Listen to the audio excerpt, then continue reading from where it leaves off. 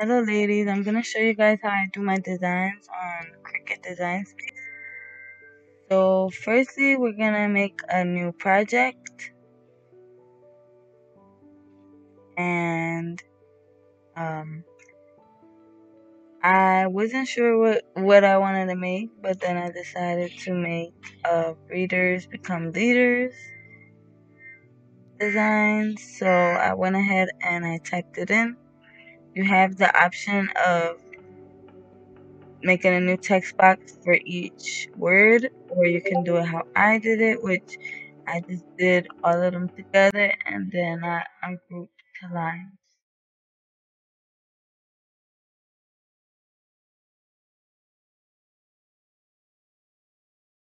Now I'm gonna start switching out um the fonts.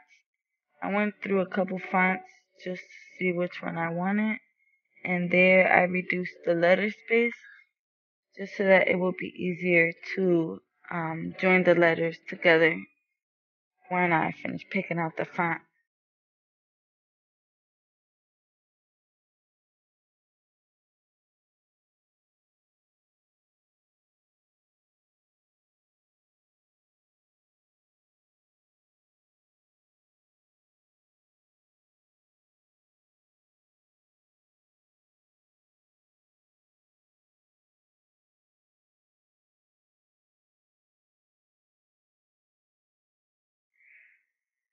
So I play with the fonts a lot until I find something that I like.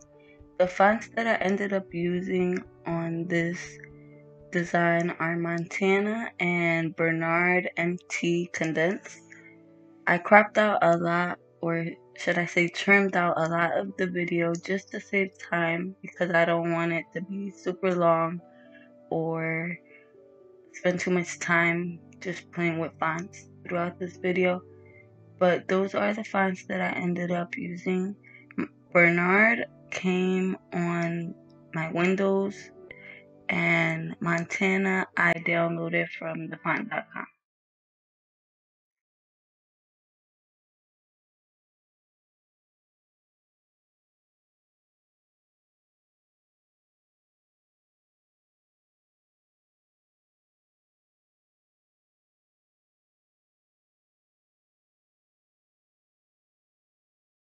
Now I'm gonna go to where it says style and I'm gonna put it in italics. Then because the letters are so close together and I don't want them to overlap, I'm gonna start adding a little space in between the letters. Because if not, it'll cut the vinyl a little wonky.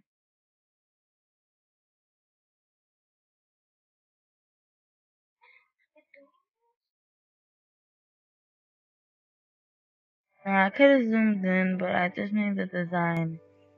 I made the words bigger, and it makes it easier for you to see as you're editing them. Now I'm gonna come here and I'm going to ungroup to letters, and I right click. You can right click, or you can also, there's a few different ways to do it.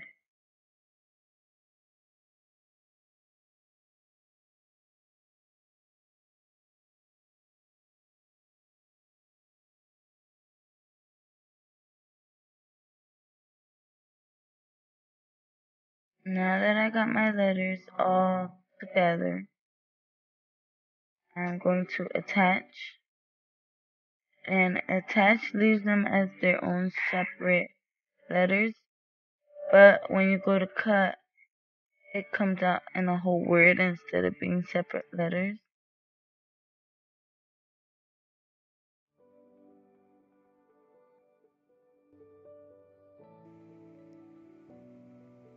The convenience of attaching it is that then if you want to go back and edit it and make it into something else, you can still do it.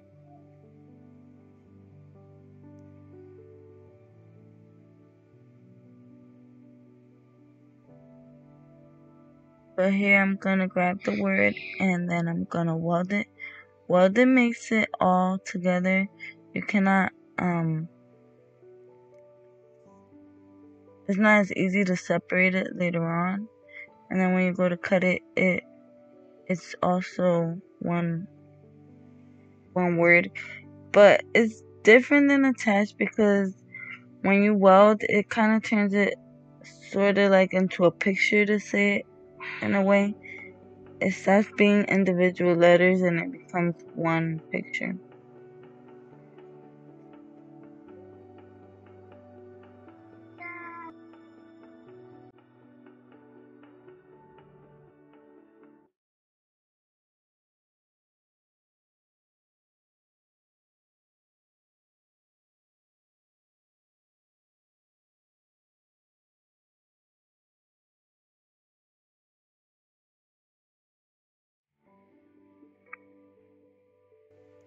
I want the word become to be smaller than the other words. I don't want it to be as big of a piece as the readers and the leaders part. So that's what you see me doing, kind of playing around with the size. So that was another way to ungroup it so that you can move the letters around and get them closer together.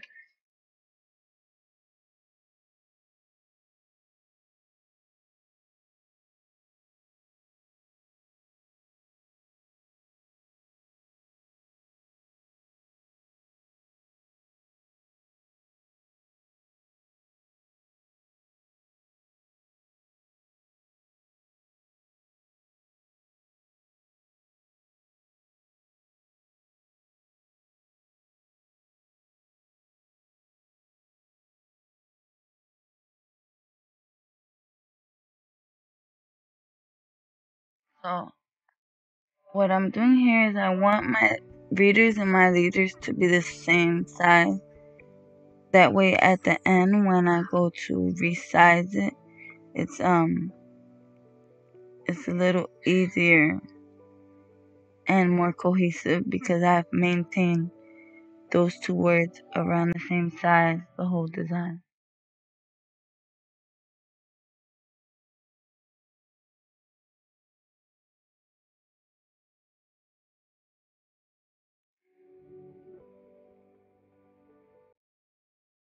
Here I'm gonna align it and I choose align center horizontally.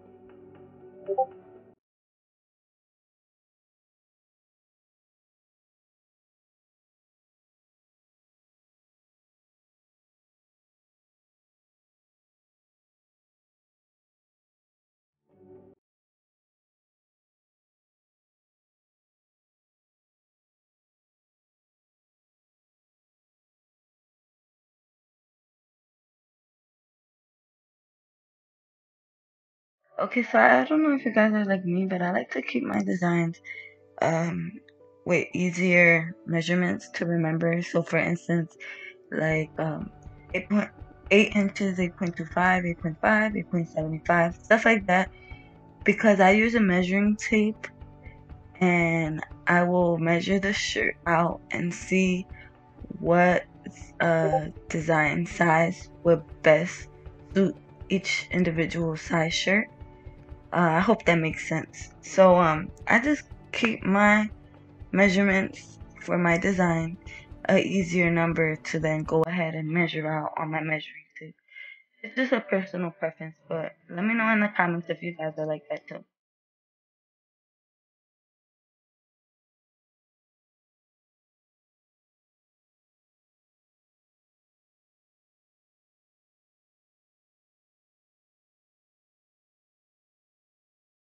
Okay, now I'm getting to the front part, the part I like best. I'm going to start changing the colors around and playing with the colors just to get my design to start looking more like what it will look once I go to cut it out and put it on a shirt. This is one of my favorite parts, and I also play around a lot with the colors and change them up just to see what it's gonna look like and what my preference is gonna be. Also, when I list items, I do leave the customer the option of changing the colors depending on the design. I do give them that option just so that it could be a little more customized and personalized for each individual customer. And I have found that that is something that they really like and appreciate. So if it is possible for you to leave them that option of changing the color maybe on the name or on certain parts of the design, then that is something that you can consider just to make it that much more special and individual for each person.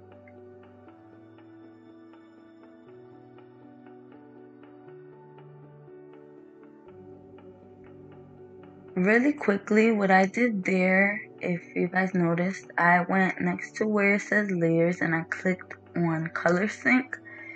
Color sync allows you to change different aspects of the design into colors that you are already using in the design. So to be more specific, it'll show each color that you're using and what parts of the design is for, and then you can just click and drag it to a different color if you want to match different parts of the design to other parts. I hope that makes sense, but that's a quick tip for you guys if you didn't already know it.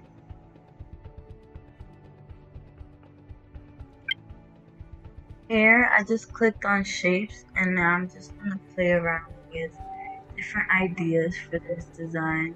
You can always go to where it says layers and click duplicate, or you can also right click and click duplicate on the menu that comes up, and that is what I did there. Now I went to images. Images is a part of Design Space where if you have Cricut Access, you have a variety of different options of images that you can add to your design. You still have like the free options, but you have a greater library if you have Cricut Access. I currently don't have Cricut Access. I never even used like the free trial that they give you when you buy a Cricut. But I just wanted something to make the design look a little more special, and I was able to find a few things. Of course I searched books just because it's the relevant image to this design.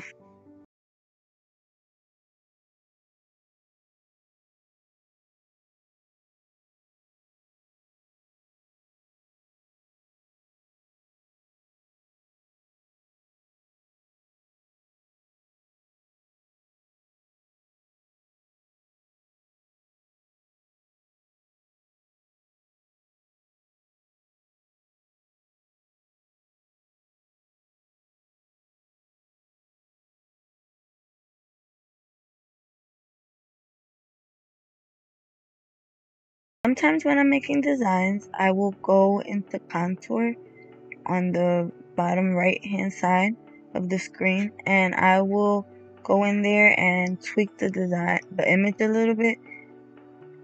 What that does is it hides cutting lines from your machine so that when it cuts it out, it does not register those lines, and it changes the images slightly. So not always do I use it, but sometimes I do go in and test it out and see if I like it.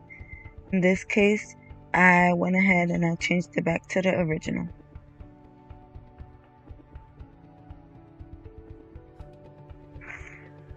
When you're searching for an image, whether you are uploading from your PC, design that you bought off of Etsy or any other place, or if you're looking in Cricut Access, always keep in mind the method that you're going to use to make the shirts or whatever you're making. Like for instance, keep in mind if you're doing sublimation or if you're doing vinyl, or whatever your method is, because you don't want to pick something that's going to be super hard and super tedious to weed, or you don't want something that isn't going to print at a good quality. And also remember that if it is a good seller, you're going to be making this over and over and over. You don't want something that's going to be really hard or really annoying to weed, or that's going to be really time consuming, because you want something quick and fast that looks good, but that you're able to make, a good amount of shirts within an hour so that you make money off of it. You don't want a design where the weeding alone takes over 30 minutes and then just to make the shirt, so that's another tip for you guys. Last minute, I decided to change the colors again, but this is the final design. I think it's pretty cute, simple, and easy to make. So I just have to click save and give it a name, and it is saved into my computer.